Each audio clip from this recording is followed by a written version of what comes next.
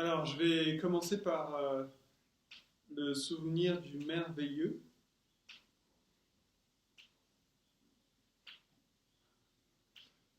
Alors, je vais commencer par le souvenir du merveilleux. C'était un jour ensoleillé, un samedi, dans la baie de Sydney, en Australie. J'étais sur un bateau, un vieux bateau en bois de course, un voilier qui date des années 1920 et qui est rénové pour l'occasion et pour faire ses courses tous les week-ends dans le club un des clubs de navigation de Sydney. Donc me voilà parti avec l'équipe avec laquelle je fais cette activité et j'entends les ordres qui partent du capitaine en anglais. Je comprends un mot sur quatre. You can do that, you can do that, pull over, pull over.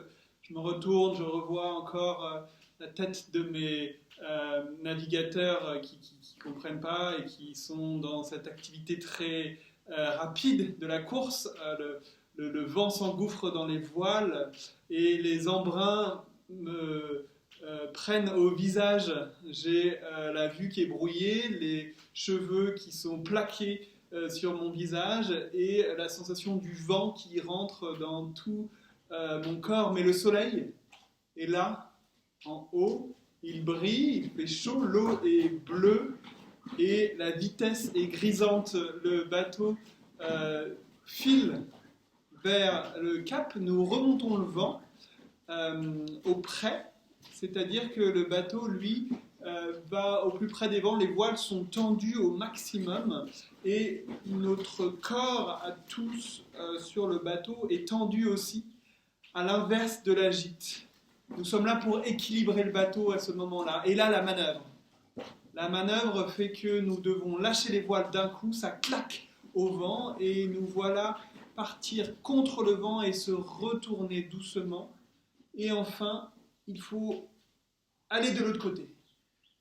Donc tout, comme un seul homme, tout le groupe du bateau part d'un côté pour aller à l'autre bord du bateau et se retourne, on est tous les uns sur les autres, il faut faire très vite car le temps est pressé, nous sommes dans une course, une compétition, et nous voilà donc repartis de l'autre côté. Et là tout se mélange, je ne sais plus si je suis en haut, en bas, l'eau me vient par-dessus, par-dessous, et là, un suspens dans ce retournement vient d'apparaître à quelques centaines de mètres du bateau seulement.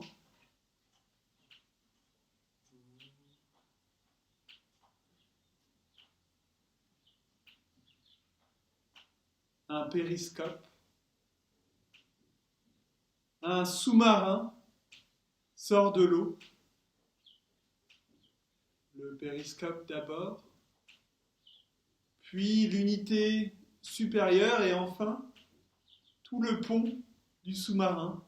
Nous voilà donc en pleine baie de Sydney avec le pont, fameux pont de Sydney, l'opéra sur sa gauche et ce sous-marin qui sort comme de nulle part en plein milieu de cette course effrénée sans un bruit dans un moment que le temps a figé.